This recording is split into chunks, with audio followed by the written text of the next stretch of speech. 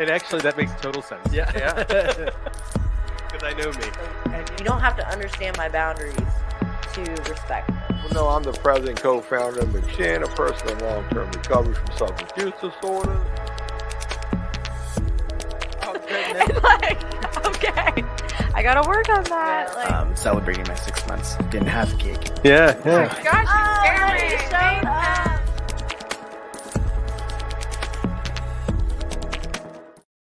Yeah. Hey, everybody. Oh, shoot. Hey, everybody. Welcome to another edition of the award-winning recovery podcast, Get in the Herd. I am your host, Nathan Mitchell, and man, I wasn't expecting the new intro art, man, out of the freaking park. That's beautiful. Thank you. Thank you. That was sweet. Wow. Well, Thanks. we'll get more on that later because to my left over here, we have our very special guest. And it's funny because we've had this give and take for months now. And the first time it was my fault. The second time was your fault. I'm really glad we're here today because so much is happening in my life. And I'm grateful because I think what's happening in my life is going to relate to what you do. So today we have Jason Wells. Jason is co-founder, founder of Mechanics of Faith, an organization. Oh gosh, I wrote it in the description. I took it off your website. The mission is what? One car at a time. What is it again? Helping repair cars in the community while sharing God's love. Okay. That's not the whole thing. I was gonna say because there was something at the beginning. It says sharing God's love. One. I'm gonna make you try. I'm gonna make you try it. I love it, man. Welcome to the show, my friend. You'll get me to do it right at some point. But welcome to the show. Glad you're here. What's going on with you, man? New stuff. Man, we've got so much stuff going on. As you and I were joking back and forth before the podcast started. You know, Mechanics of Faith. We started about 4 years ago, and I started almost like 8 years ago. And had always called it Mechanics of Faith. I think that part is so crazy to me. Like I had T-shirts made. My wife had T-shirts made, like as a joke, talking about Mechanics of Faith, And then one day I met somebody through working on his sister's car. And what's hilarious, you'll probably laugh at this, but what's hilarious is he wouldn't come help me because he thought I was going to preach to him. He was like I was like, come on, man, Andrew's got to come help. Like, this is what he wants to do. And, I had like talked to him at church and whatnot. And finally she was like, look, you got to just come meet Jason. And so him and I connected. And while working on her car, and he starts telling me, he's like, look, man, I follow God, but don't preach to me. I'm like, I'm not here to, I just want to work on some cars, man. Let's just work on some cars. And from that, him and I, became friends. And from that, Mechanics of Faith was founded. Now, Andrew's no longer with us. We lost him to cancer. But we're going to continue on, brother. Yeah. We lost him about 2 years ago. So, well, I guess as the pandemic was hitting, Yep. Tell me, you were here, we were just talking, like, I think back in October, and you were in the parking lot here with a crew of your guys, and you were just working on cars. I wasn't here. So tell me what happened. What is it that you guys did or do? Well, you didn't show up. I don't want to tell you. Well, our listeners might show up, Hey, you never know, right? You never know. Hey, so what we have is we've got a 21-foot mobile trailer. Seriously? Yeah. Wow. Okay. Yep. And inside the trailer, we've got tire machines that were donated to us. We've got toolboxes that have been donated. A lot of really good folks have helped us basically build the inside of this trailer to make it work. And so on that day we came here, just for example, we pulled up, we unloaded the trailer, for instance, just opening all the doors, get everything set up, and people will show up. And we had one person, their brakes were squeaking. Hey, can you look at my brakes for me? And we just take the tire off, look at the brakes, determine if they need to be fixed or not. And if they do, we'll go ahead and make that repair right then and there. The only thing we typically can't do on the fly is tires, right? A lot of that stuff has to be ordered. We work with some partners to try to offset that cost. So a lot of times we'll look at the tires and say, hey, look, you're gonna have to come back, or we'll schedule an appointment to come out to you to get that done. So I just put new rotors and brake pads on the car last week. That's because you didn't show up last year, and that's punishment. Harsh, man, harsh. Well, what made you get? So these are two very interesting topics: religion and auto repair, put together into one thing, and in a recovery space. So tell me, where did that sort of start from? I mean, like what made you say, you know what, I'm going to fix cars, and I won't preach God's love, but I'll be God's love. That's what I'm hearing from all. Correct. Yeah. Correct. Yeah. I mean, the big thing for me, because we've had some folks that, I mean, have literally reached out wanting to volunteer, Oh. and even want to come, and they just tell me, I'm not a Christian. I'm like, okay. Mhm. We're founded on Philippians 2:4, which says, look not to the interest of yourself, but to the interest of others. Nowhere in that description does it say to other Christians. It's Mm. just others, right? So for me, I see that as I'm supposed to just go out there and help people. I, I don't want to preach the gospel to somebody and then have them go, get a flat tire on the side of the road. And the only reason why they didn't show up was because they thought I was going to preach to them. Yeah. God would never want that. So for us, when you show up at a pop-up shop, we don't say, oh, come pray with us, or hey, take this pamphlet to talk to you about Jesus. I want to fix your car. I want to have a conversation with you. If you're struggling with something, we can definitely, because we have volunteers that are helping us work on some cars. I work on them as well, but sometimes someone may show up that wants to have a conversation. I'll talk with them and communicate with them, but nowhere in there am I preaching, right? We just want to be good people, and help those, and leave, like God did, right? Leave the 99 for the one, right? Those people that can go out and get their cars fixed, those folks that can afford those kinds of things, let them go get their cars fixed. Yeah. I'm not worried about opening a for-profit shop and making all this money and doing kind of that trend. I'm going to leave that to the 99, and I'm going to come over here and be the one to help out those people who are on food stamps, that are struggling to put food on their table and struggling just to get back and forth to work. Those are the people I want to help. I love that. And when I first got into recovery, I didn't have a driver's license. I was a convicted felon, so I had to work to get that back. And then, shortly after that, I bought an inexpensive beater. Lasted me just a few months, but it did what it needed to do for back and forth for a little bit. It was one of those cars too. I went to go pick it up, and it was like, as we're pulling up, the guy, half an hour away, he's like, "Oh, by the way, I forgot to tell you it's a stick." And I was like, "Oh gosh, I haven't driven stick," or at that point, I hadn't driven stick in like 10 years, and I'm like, "Shit." Shoot. Anti-theft device. Well, and I'll tell you what, though. I mean, I love driving stick, and I think I know a lot of people in active addiction who love driving stick. There's probably a correlation, a control there somewhere, but Maybe. I don't know. Now I have a Volkswagen with the shifter you can push over, and you can change, sort of. The slap shift. Yeah, I never use it, but I did when I first got it, though. I did when I first got it because I was like, "Oh, cool! I can really control." And I kind of had my left foot down, as I'm pretending. I'm like, yeah, that wore off pretty quick. They should but put like a fake pedal down there just for you. they should. Is that what it's called? A slap shift? That's what I call I it. like that. Okay, because you just kind of Yeah, Ferrari's got it up on the handles now. You can Shifting paddles. Yeah, Yeah. the shifting paddles on the handle. Yeah, He knows about the Ferraris. Yeah. Have you ever driven a Ferrari? No, I have not. Okay. Yeah, dude. All I know is Ferrari. I don't think I know how to spell it. Are there 2 R's and 1 R, or 1 R and 1 R? I have no One and idea. 2. 3 R's. Well, 3 I'm total. just kidding. Oh, All I know is the logo on the front is like $1,000 because it's got real gold in it. Oh my god. really? Their emblem on the It's a front. little unnecessary. Yeah, it's actually little bolted in from the back so people can't steal it, because that was a problem like 10 years ago or something. I can see. Yeah. I can see that. Yeah, I definitely can see that too. Have you worked on any Ferraris? So I'm gonna tell you a funny story. All right. So I spoke at a church, like the men's group, and because we definitely want to speak more at churches, whether it's, during like 10 minutes before this church service gets started, to kind of share our mission with folks. Right. And so I ended up speaking to a men's group at a church, and they were like, "Well, how do you determine who to help?" Right. Ooh. And I was like, "Well, that's a good one." But not to dive into that right now, but I said, well, look, excuse me. I'm not. See, a cough button would be A good there, cough wouldn't button it? would be perfect. All right. You need to work on this, man. Yeah. So Get it together, get Art. it together. But it's funny because they were like, well, how do you, what happens if someone shows up with a, with a nice car? And I said, look, well, I don't judge. I don't sit that high on the throne.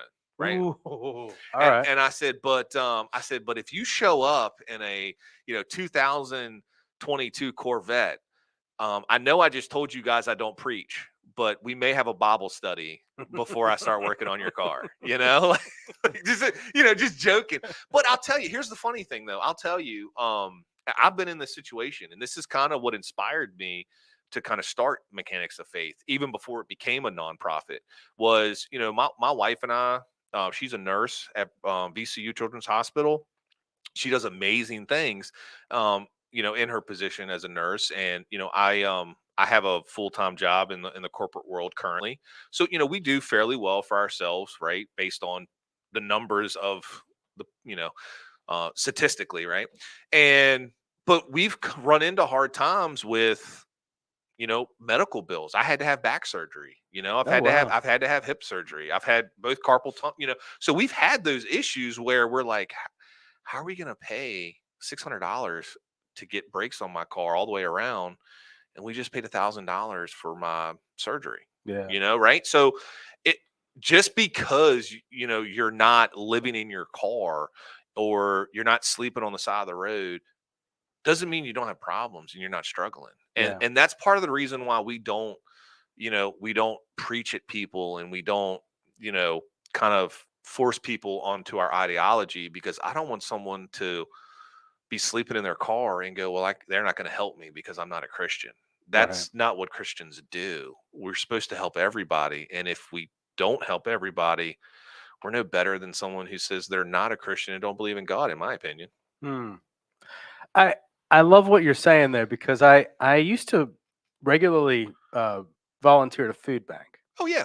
And I still go back occasionally. It's actually right around the corner from where I live. And I'll still go back occasionally. And I got, into the sort of like, I'm helping people carry stuff to the cars. And I'm like, this car right here is a pretty ritzy car for somebody shopping at a food bank over here, getting all this meat for free.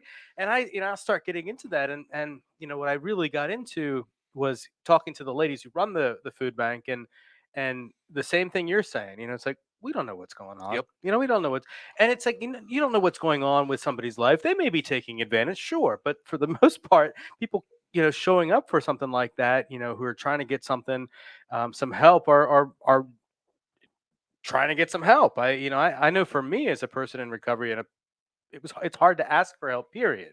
Yeah. And those barriers of, the stories that I'll tell myself, oh, well, they're not going to help me because I'm not a Christian, or, oh, I don't want to listen to this God stuff, or, oh, I can't go over there because because I keep my car pretty clean. It's like, I'm not going to drive up there to get food out of the food bank because I have a clean car and I'm working 45 hours a week. Like, Yep. these are things I'll tell myself.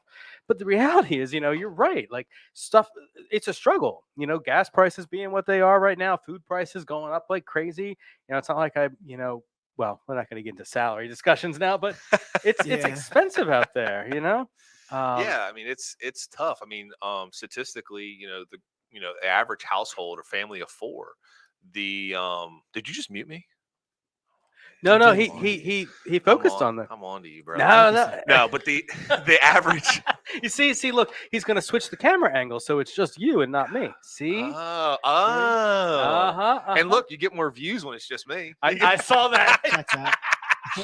No, so definitely checks out. So what we just look at some of the numbers right now. I always laugh because when I look at some of these numbers, I kind of chuckle a little bit because I'm a family of 5. I've got three beautiful little girls. Oh. So it's a little bit more expensive for us on groceries, but statistically they say it's about $1,100 to $1,200. Right. So look at that on the high side, $1,200 for groceries. For groceries a month.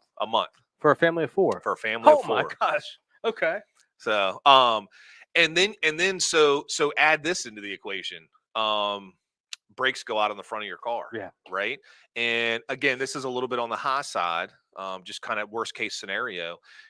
You could see upwards of $300 to get that fixed. Yeah. So right there, you're at $1,500.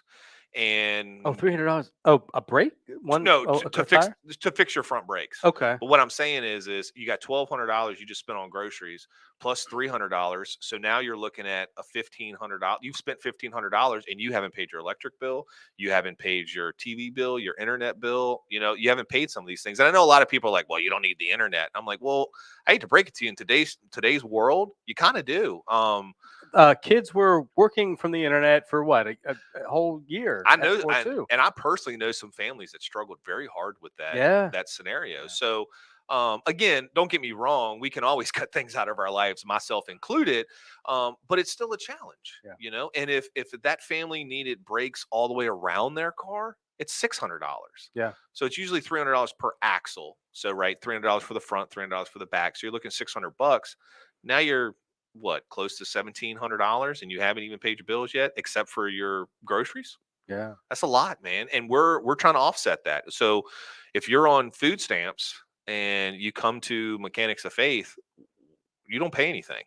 We're doing the labor, we're buying the parts, and that's why it's so important, for us to try to get our story out there, because without funding, we can't offer this. Well, that's an interesting thing. So tell me. Oh, interesting. How do we get the funding for this? Um, Who funds you? if you visit our website at Well, by all means, actually, if you tell Art will Yeah, put I it have to in put it up, the thingy. yeah, so it's The thingy. That is, by the way, that is the technical, technical term? Yeah, the thingy, the scrolly if you thingy could at the just, bottom. stick that up there. No, so we He does have a good voice for this. You know? It's a radio voice. You do. Broadcasting. My mom always told me I had a face for radio, so you you have a voice for radio. Why are you on a podcast? Well, most of our audience, total squirrel for a second here, but most of our audience are people who are currently incarcerated. Oh, okay. So they have to see me. They have no choice. No, but but here's what happens. So we give it to Paytel for free, and they distribute it on tablets for free. Super cool. And a lot of people get to watch it. And I found this out recently. I don't know if you know this, but this is actually kind of funny.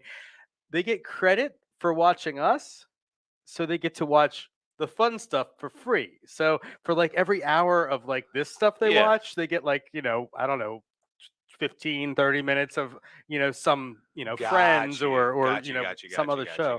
Friends. I don't know why I said Friends, but I mean, That's a great show. it is a great show. Friends should be free. Friends. I don't pay Friends anymore. I stopped doing that when I stopped using. Oh, gosh. But anyway, as you were saying, though, Yeah. how can we fund this So, organization?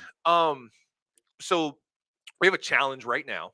25 challenge 25. Hashtag 25 challenge 25. Okay. Given $25 a month to Mechanics of Faith, that right there would basically pay for us to maintain someone's vehicle for an entire year. Okay. Right? Given that monthly donation. And so mechanicsoffaith.org is our website. I see he's like staring at me like, hurry up and say the website, bro. Like, I was calculating the money. What That's are you doing? That's $300 a year, isn't it? $300 a year. Now, I will tell you on average, right? On average, our car repair is about $400 to $500. Mm-hmm. But what I'm getting at is $25 a month. If we get enough people, signed up for that kind of commitment to help us, it's a lot, right? Yeah. It adds up to quite a bit. And $300 a year, for us to go buy the brakes and put them on, it's like $20. Oil change, for us to do an oil change, which I think this is hilarious. The oil is actually more expensive. So an oil change is like $25, $30.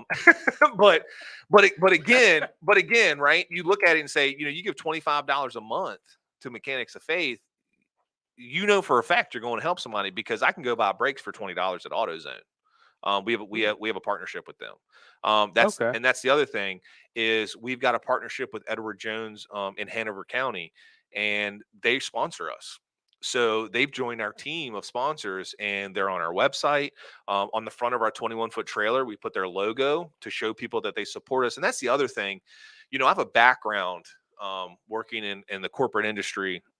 I have a background in making sure branding and things like that. So when our sponsors come to us and say, man, I'd really like to support what you guys do, I really take that to heart, right? To me, when you sponsor Mechanics of Faith, like a company, it's not just, oh, thanks for your donation, we'll stick you on our website. Like, I truly like feel pressure to make sure people in the community know you're supporting us. And that's not a plug. That's not a, oh, this guy just wants me to come donate, right? I really do, because I want Edward Jones and other companies to be able to tell their customers and tell people, look, guys, we're helping make sure that people that are in poverty and are struggling are getting to their job, making sure they get to their doctor's appointments, right? Like you think Sure. about a doctor's office. What if they came and sponsored Mechanics of Faith? They could go out and say, hey, look, we're sponsoring Mechanics of Faith. We're making sure that people who are struggling can still get to their yearly checkups, right? We're making sure they can still drive their daughters to come and get a checkup, or if they're sick, they can make it here safely, right? That's Yeah. what it's all about, man. And so I really like have a personal goal when someone sponsors us to really just put them on that pedestal, because without them, we wouldn't exist. And the same with the community. What do you? I know, right? I saw the flashing lights. I thought we were getting a timeout button or something. I think we just all had a cough button there. No, you're still in. Okay, we're still there. So Whew. I was looking at comments. That's why I looked up. But I wanna ask a question though. So when there's a famous story. Give a man a fish, he eats for a day. Teach a man to fish, he fishes for a lifetime. And then I've seen people say, well, you can give a man a fish while you teach him how to fish.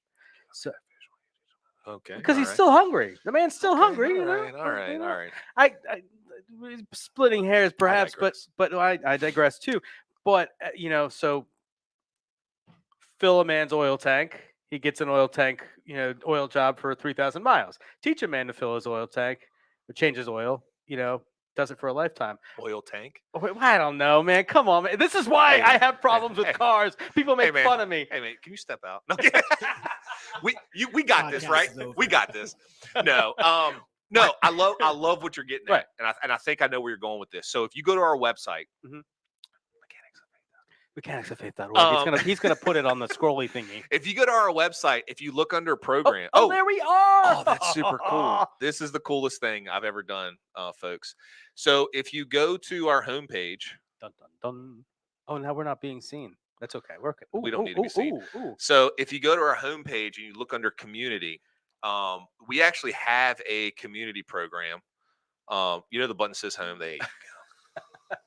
I know it's a small screen over there, isn't it? So if you scroll down just a bit, you'll see right there, you learn more about our program. So one of the things that we want to do is actually speak to folks that, like you said, want to learn. Yeah. I really need this cough button. I know, right? Cough button. That really want to learn more. So we have people that are like, I don't want to volunteer because I know nothing about cars. So actually, you just had them up. Scroll down just a minute, just a bit.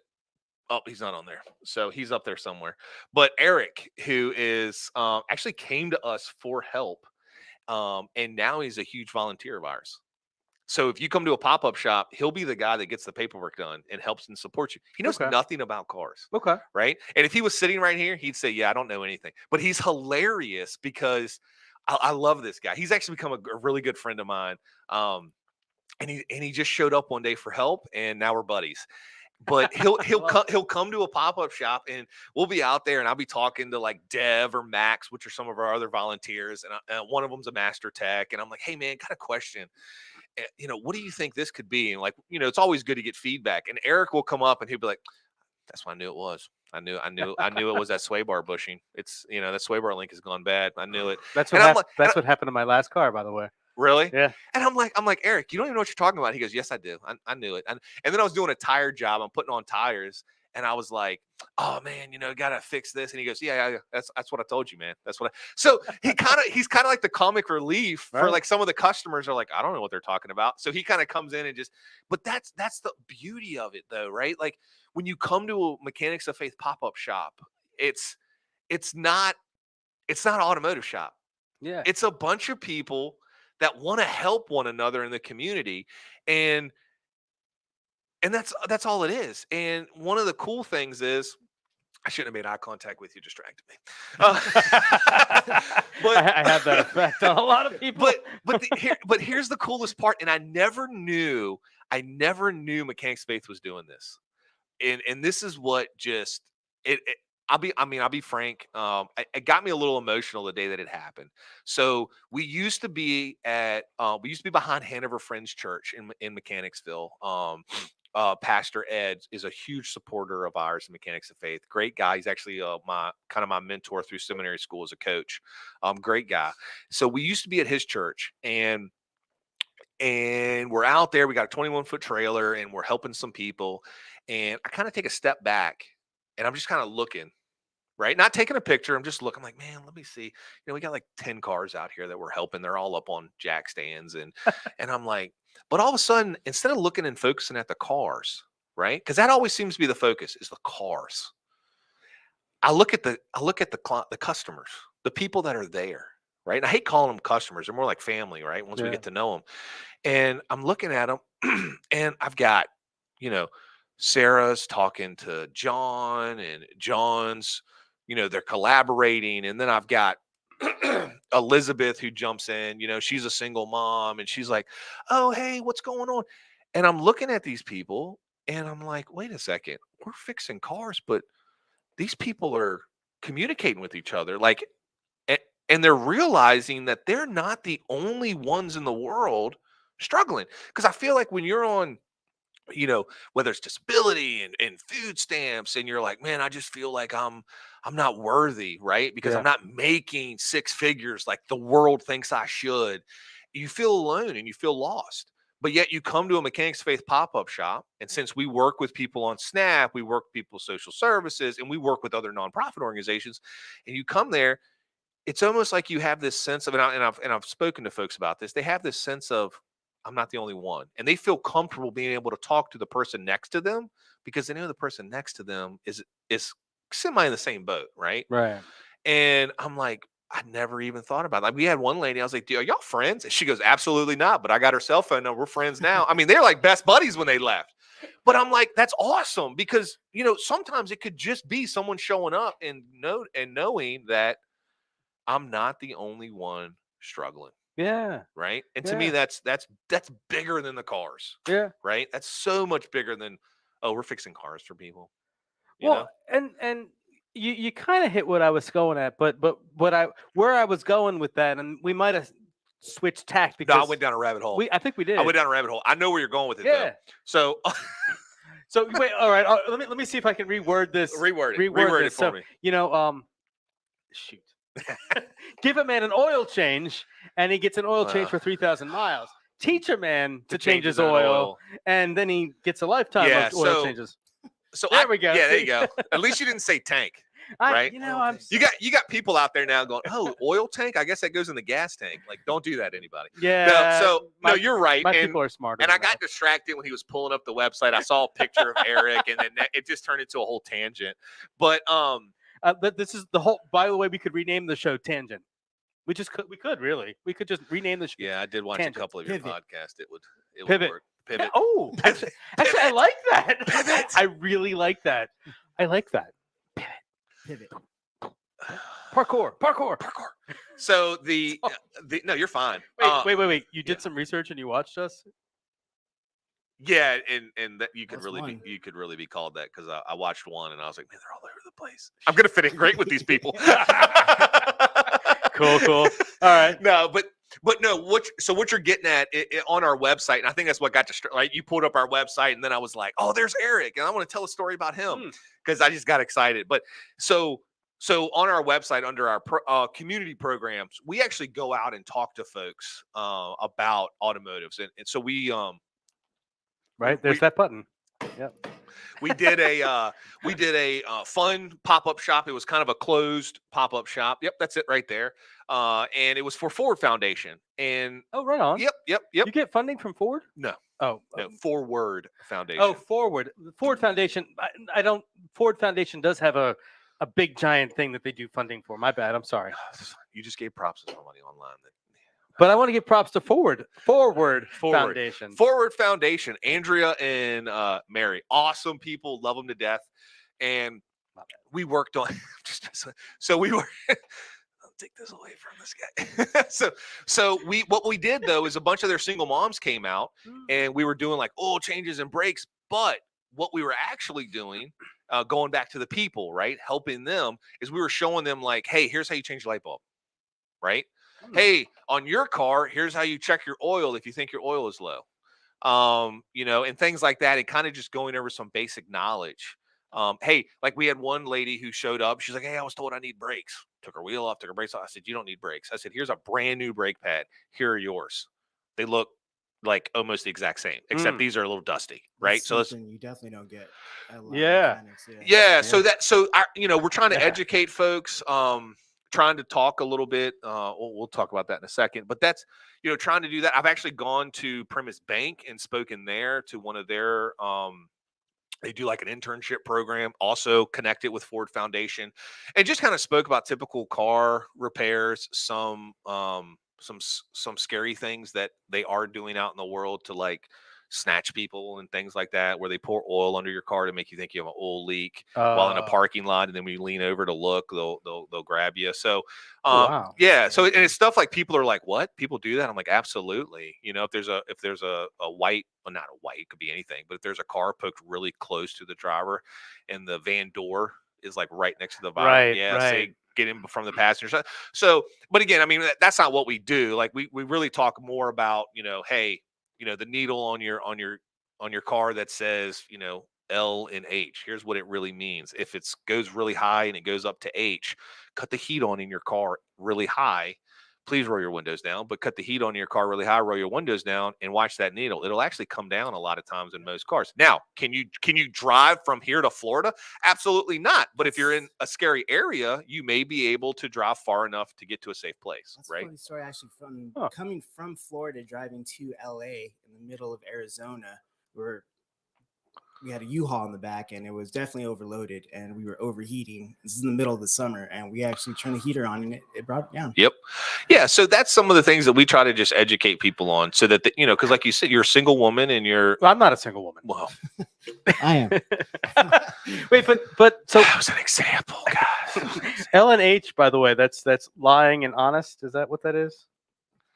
Oh, here we go. He's coming into a story pitch, ladies and gentlemen. Ladies and gentlemen, now would be a great time to take a intermediate bathroom break, or they've all been taking naps the last 25 minutes anyway, so they got the first 5 minutes. They're napping. The guys who are watching in jails, they're just they put it on mute and put it in the corner while they're playing cards. Actually, I bet there's a lot that do that. I would do that. I would do that. I would too. Yeah. I mean, just turn it on, put it on mute, put it in the leave it on, and then go play cards to get the hours. I'm sure they're watching. But anyway, I appreciate going back to you and why you're here, because I love that. I love that. Right? Helping people to empowering people to do their own thing. What that means. I wouldn't have known that. I didn't know that you would turn the heat on. Yep. Yeah. Yep. So I was reading some of the comments. Oh, go back to the comments. What's on I there? think it's pretty cool. Yeah. Oh, yeah. All right. Oh, so Kayla goes LOLOL. Why, Kayla? Why? Yeah. Why are we laughing? Why? Something funny was said. Something funny was said. Thanks, Hart. Y'all are. Yeah, so Pat was probably here for that. Y'all are doing some wonderful work. I'm reading it because not everybody sees the show. Sometimes they listen. So yeah. One of the comments from Pat Jones, old friend of the show. He's been on the show. In fact, Pat was in the intro. Okay. He was. Pat, you're in the intro if you didn't notice that. Y'all are doing some wonderful work. Thank you for spreading the word with a capital W and helping out the community. I love it. Yeah, Pat's a good dude.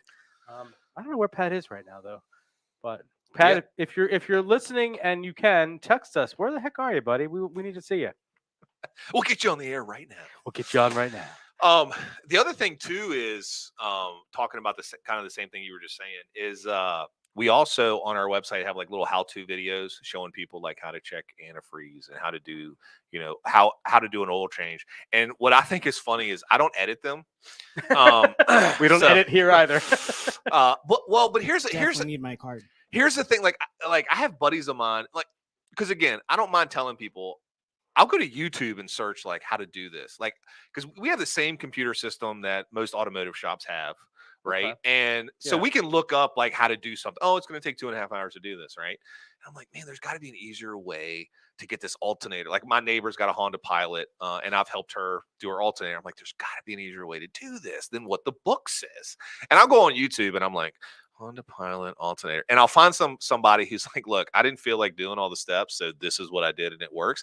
And I'm like, oh, but my buddy, I mean, I got buddies of mine, I'm serious, that are master techs that are like, dude, I do the same thing. They're like, because don't get me wrong, yes, the book way is probably like easier, but it's like one of those, it's like a catch-22 where you're like, do I want to go spend an hour doing it the easy way, or do I want to just like stick some cardboard in here to protect the radiator and do this and do that, and then I can slide it out, right? So, I don't mind like a lot of people are like, I can't believe you tell people you go on YouTube and look at stuff. I'm like, well, there's tons of people out there smarter than I am. Well, Okay, too. Okay. well, but so that I would never say that, because as far as I'm concerned, if I'm not continuing to learn, I'm not continuing to grow. If I think that I know everything, then there's a problem. There's a big Yeah. problem. Yeah, and some of the master techs and technicians I know that I look up to, that I think are very good at what they do. All of them step in and they have no issue saying, I need help. Good. And they're the ones that I think that I really look up to and say, man, you do some good work. Like my buddy Jeff Harris, great dude. He knows a ton about Corvettes and stuff, but he's also one of those that are like, you know what, I need to take a step back and I need to think about this for a second, and he'll figure it out, man. And it'll be the best work you've ever had done on a car. You've mentioned Corvettes twice. Are you a Chevy guy? God, I love Corvettes. Corvette guy? There's old ones. I love the ones from the 80s. Yeah, Oh, they're yeah. so Like my sexy. dream car's a Corvette. So if anybody out there wants to donate, Well, the ones from the Corvette to- 60s too. Yeah. Stingray. Oh, yeah, buddy. I don't know much about cars, but I do have that fantasy about actually doing something, working on an old car like that. Yeah, I enjoy that. I've actually got a Scion XB that I turned into like an old school rat rod. Nice. Okay. That would be the thing to do with a Scion. Yeah, it's on our Facebook page. I'm standing in front of it. That's cool. That sounds pretty freaking badass. That's the car that they did when they were doing the commercials for that. It was the hamsters driving. No, that is a Kia Soul. Get out. Every single one of my car club guys from back in the day and my Scion guys have literally just texted me and said, get off the show. Like, oh my gosh. Commercial though. Woo! Oh man, you almost had this pastor preaching, man. Well, okay, let's talk about the pastor part there. Okay. This is about to go down. It's about to go down. You know what? I have to tell you, I have to do a mea culpa here, because it didn't dawn on me until about 20 minutes or so ago that Mechanics of Faith is not necessarily people in recovery, and which I just kind of assumed you were all people in recovery, and I went, oh wait, why would I assume that? It's a very closed-minded way of thinking. So I love that you're reaching out to the recovery community. Absolutely. So yeah. So when we came here with you guys, we connected with Rob. Who was here? He lives with Rob. Oh, sorry to hear that. So, gosh, I hope he's listening, brother. He will be now. But yeah, I mean, so we actually got connected through Joe, who was somebody who I was friends with through church, who was in recovery, and it was amazing to me because he would come out and help, right? So he was he was actually at McShin's for a while, and he would come out and help, and it was amazing how as he's like helping changing oil, he's talking to the customers, he's he would start to tell his story of why he got addicted, and he would almost like, it was like casual, like he wasn't thinking what he was talking about.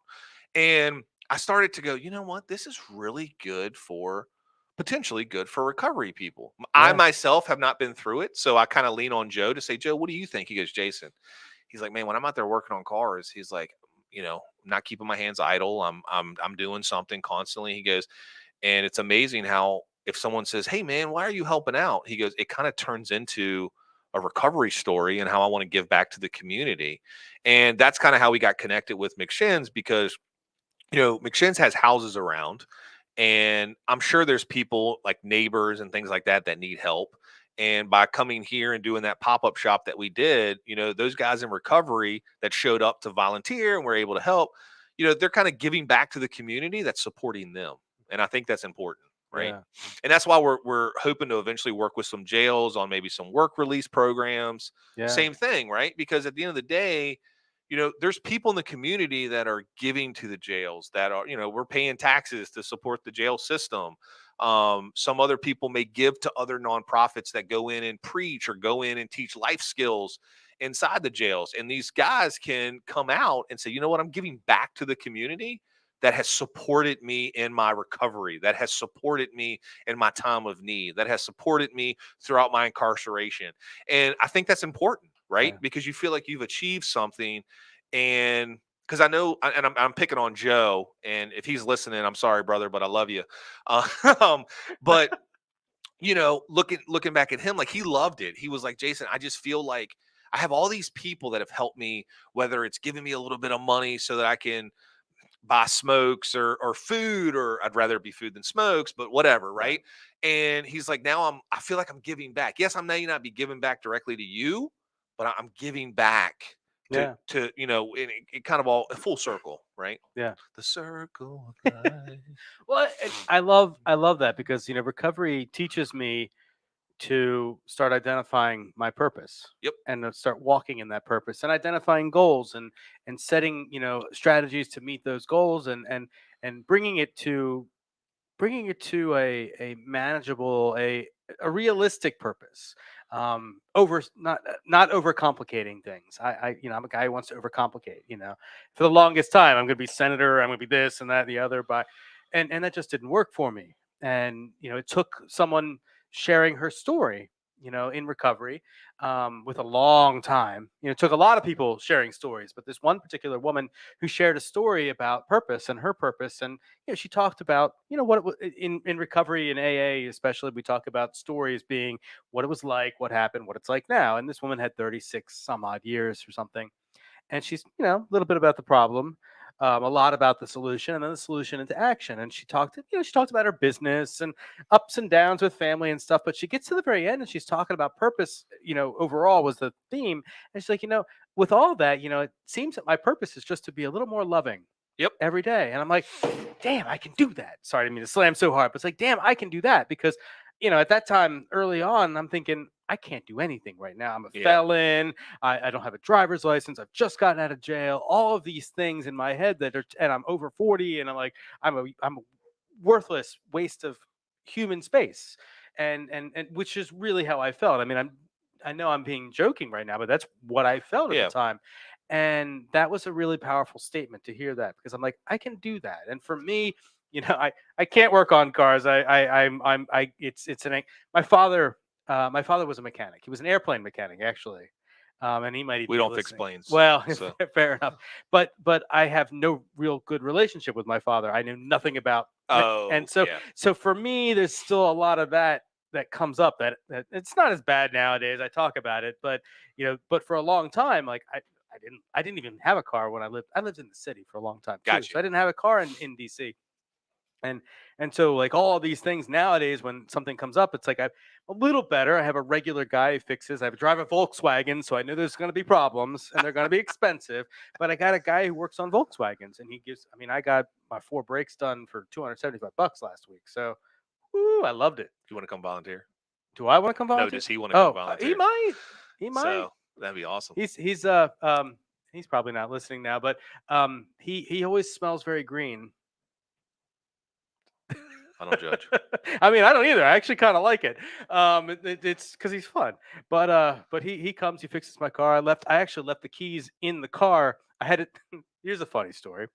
I went to go drive my car, not this past Saturday, the Saturday before, and I got in. Power steering wasn't working. Shoot, I got to drive to Williamsburg the next day for 3 days, and I'm like, I can't really drive without power steering, not easily, and certainly not to Williamsburg from here. And I was like, damn it, so there's expense and blah blah blah. I call up my boss and say, all right, well, I'm going to need to borrow. It was a work thing. I'm going to need to borrow a car from the McFleet, and so the newest vehicle in the McFleet, I was able to use, and it passed inspection. And I get in and check engine lights on, the check oil lights on, the check the tire pressure's on. And I found out later the gas gauge doesn't work. Oh my gosh. and I drive this thing to Williamsburg, and I'm sorry if anybody I work with is listening right now, but I didn't really think too much about it. There's a lot of faith, and I don't drive while I'm in Williamsburg. I'm at the conference, and I drive back, and the next day, well, as I'm driving back, I'm like, I didn't really use much gas. Oh my gosh. And the next day, the guy drives the car. He's like, "Did you fill the tank?" I'm like, "No." Oh yeah, gas gauge doesn't work. So we got a lot to do. You But thought it was electric. yeah, no. I tried to use my feet, the pedals, but while I was away, I left the keys in the car. I let my guy know. He stopped by my house. He fixed it for me. He drove it around. He it turns out the power steering was fine. It was a short in the system, and I needed the brakes done anyway, so he just did that while he was there. Awesome. And yeah, it was great. Oh, you're a Ford guy. I like that. No, I'm a car guy. You're a car guy. I just like cars. You like cars? Yeah.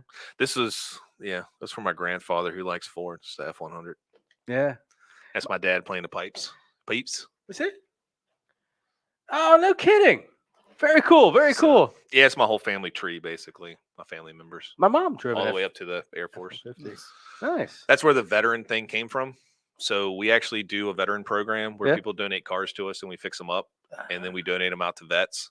And anybody who knows me knows that, one, I love a challenge. Yeah.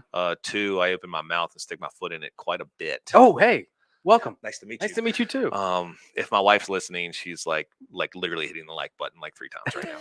But the start, all the that's my wife. But no, what's funny is, so we work a lot with Fletcher over at Liberations, and my grandfather has helped those guys out, and I've done some design work because of my background to do some renovations over there. But we're on vacation, and my grandfather's like, "Man, those veterans really need some cars," because and I'm like, "Yeah, I can find a car." And he's like, "No, man, nobody's gonna give away a car." I was like, "I can find a car." Before we left vacation, I had someone donate a car to us. And I was like, "Hey, go, Granddaddy got us a donated vehicle. We're going to give it to a vet." And I did one video online, and I had like a fleet of donated cars. And I think to date, we've given away like 12 veteran donations, I think. Wow. So, because we actually, when a car's donated to us, we fix it up and then we just donate it right back out to them. So, and what I like about that program is what's really cool is people, like I've had people be like, "Man, I saw my car on the road. Yeah. Did you donate it?" I'm like, "Yes, I did." And we don't, confidentiality. We don't tell them who it was, but we're like, they know it's a vet. They're like, "That was so cool, man." It had the mechanic's face sticker on the back. So I thought it was that one. And we've got a couple videos on YouTube of us donating the veteran vehicles, and those, the hardest part with the veteran vehicles is that, we don't do inspections. So we have to get the inspections done somewhere else. And, we've really got to put those things through the ringer because a lot of the cars have been sitting, right? Yeah, so, of course. So when we're working on the cars, we went dark. We did. We went dark. Oh, man. Oh, no. Oh, do we lose power? Did we lose Wi-Fi? Well, we still have people watching, it looks like. Yeah. Oh, maybe it's not plugged in. The battery died? The ticker's still ticking. Well, we can still talk. The microphones are separate from the cameras. Oh, are they? Yeah. So sometimes we've got, or what I was getting at was, when someone comes to us to one of our pop-up shops and they're on Snap, it's different. They're driving the car every day. Yeah. Whereas the cars donated, we've had cars donated to us that have been sitting for 6 months. So it's a lot more work. So a lot of our veteran cars cost $1,000 or more to get fixed. Yeah. So you can already see just from this conversation, a lot of goofing off a lot, right? Having a good old time, but you can see where Mechanics of Faith is very, I don't want to say cost heavy, but it's basically what it is, right? I mean, if we do one veteran car and I fix one person's car, I'm already at $1,300. Yeah. Right. Yeah. If I have one company sponsor me for $2,000, that'll fix 2 vet cars and then I'm done. And I want to get to a point where I'm able to do about 400 cars a year. Okay. Wow. Yeah. So 400 vet cars? No, 400 cars total. Okay. Yeah, 400 cars total. And of course, that's going to require some heavy financials there, right? Yeah. We're looking upwards of $300,000 to $500,000 to be able to do that. Well, so do you have a permanent space? I'm glad you brought that up, buddy. So, oh, we have power. Okay, Melanie. Oh, Melonie's on. Melanie, I love you. Bestie. Bestie. She is amazing. She's awesome, man. Her and I had fun in high school. She's a good friend, or I considered her a good friend in high school. She was really cool in high school. She's still cool. My wife went to high school with her too. She's still cool. I haven't seen her in so long. It was so cool when I found out she worked here, and I connected back with her through Facebook, and so yeah, she's super cool. I'll take you down there after the show. No, let's not do that. She's not that cool. Damn. Okay. Wait, she just deleted her message. Well, so tell me, so you got a new space? Yeah. So there's a big announcement, huh? So excited. Can you pull our website back up? Go to shop on the link on the homepage. So if you go to our website and you click on shop, that actually shows you like, whoa, that's a horrible picture of me. It'll show you. Just click on home. Home. Yep. And then when you click on shop days, so that actually will tell folks like when we're hosting a shop. So scroll down so that's Hanover Friends picture right there. But scroll down just a little bit. That is our new location right there in that image.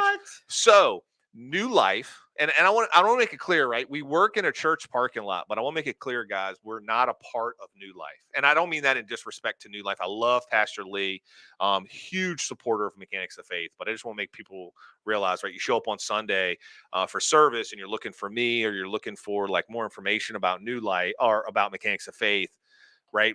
There's not going to be someone. There might not be someone there to like support those efforts, right? Gotcha.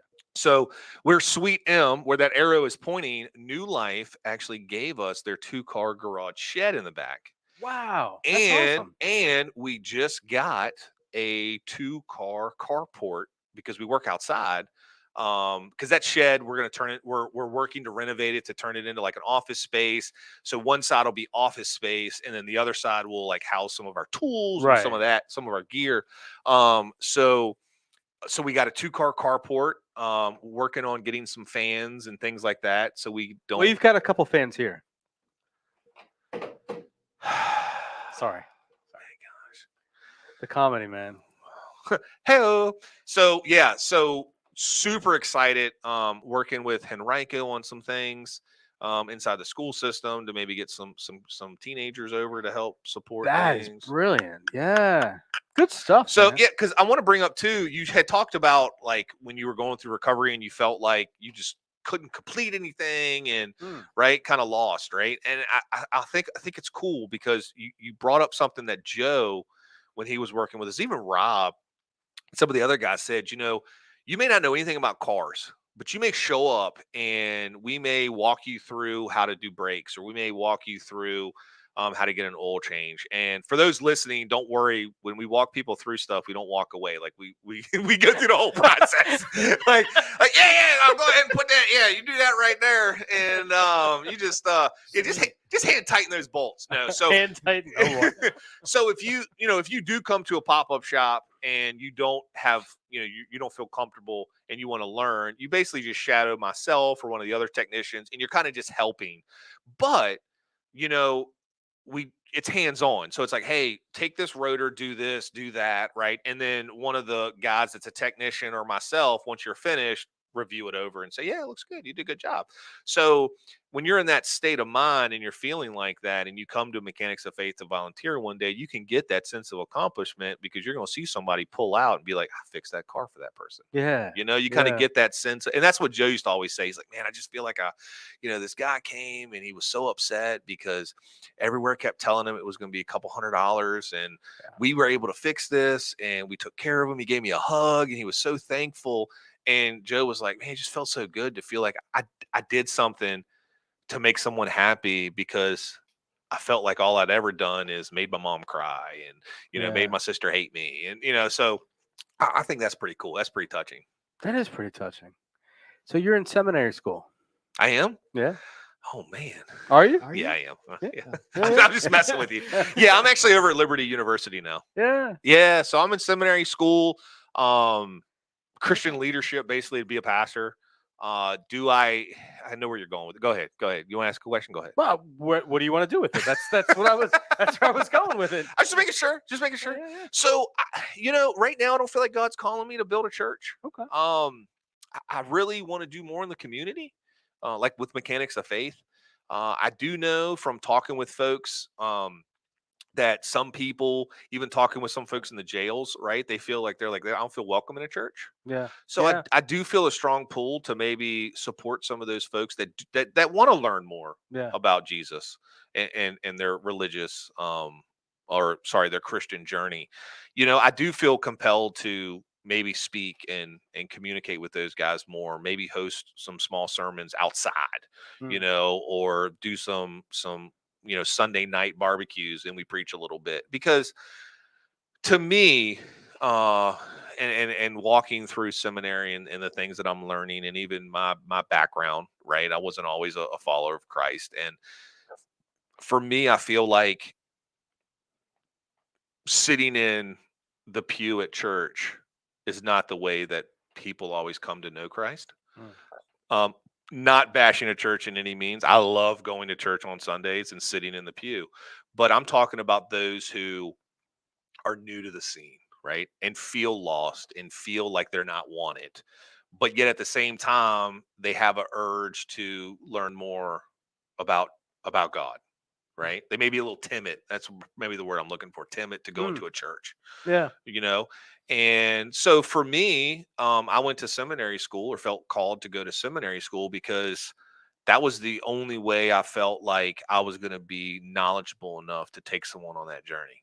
Yeah. Some people, like my dad, is awesome supporter of what we do, but also he is a um, God fearing Christian, right? I mean, it's awesome. But he didn't go to seminary school, right? He just reads his Bible every day, and I just felt like I needed to be on a different level, and in order to get to that level, seminary school was it. Like I'm currently in a semester right now on pastoral counseling. Super cool, man. Just teaching me some skills on how to communicate, how to better, and it's not just oh, Bible thump, God, God, God, God, God, right? It's teaching you how to sit here and listen and communicate and have a conversation back and forth and help guide someone maybe through some hardships. Yes, do I maybe throw in a verse, that of scripture? Maybe. But Sure. maybe I don't. Yeah. Maybe I don't, because at the end of the day, you know, to me, it's I don't know how to word it, man. But to me, I kind of feel like when Jesus was walking the streets and he's like healing people, right? I just feel like he was just healing people, if that Right. makes No, sense, that makes a lot right? of sense. Like he Yeah. didn't come out and go, I am Jesus, I'm going to heal you, right? Like he came out and was like, look, brother, let me help you, let me give you a helping hand, let me help you. And then other people seeing what he did became a follower, Yeah. right? And that's just how I feel. Like I just want to go help people. And if you come to me and like, man, I love what you've done, you've helped me out so much, why do you do this? And I say, well, I just felt like God was calling me to do this. And you come back to me and you say, I want to know more about this God guy you're talking about. Let's talk about it. If you don't, let's not talk about it. But I Mustard. still love you, brother. Yeah. Mustard seeds. Yeah. Little seeds. Yeah. Yeah. But Yeah. but again, I still love you, right? Mhm. Like I said, I've got people that are, other people may feel that, well, why do you let somebody come that's not a Christian? Because I still love them, Yeah. right? I mean, God loves everybody, man. We are at the 58-minute mark here. 59. 50. Well, I'm looking at that 58, 19 seconds there, but Oh, okay. but all you right. got 59 there. But listen. I do want to circle back, and I do want to tell you a story. Yeah. Well, and you know the story. Oh yeah, you do.